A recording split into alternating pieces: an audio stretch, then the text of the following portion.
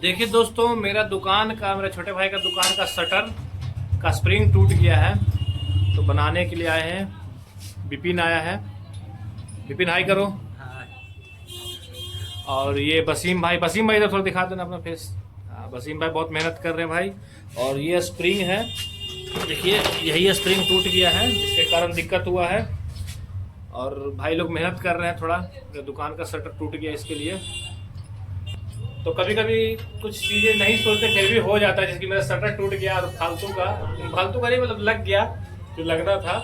Safety जरूरी है और दुकान है तो भाई के लिए करना पड़ता है। शटर का स्प्रिंग टूट गया है, दोनों स्प्रिंग यहाँ पे हैं। हम इसको नया स्प्रिंग ला के दिए हैं। वसीम भाई हैं और ये विपिन है। बदलना जरूरी था ना, बहुत जरूरी था ना, गिरता तो मतलब माथा तो फट जाता था ना। देखिए शटर लग रहा है।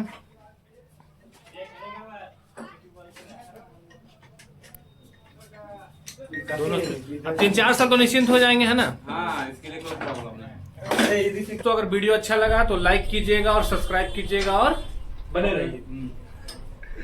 Thank you.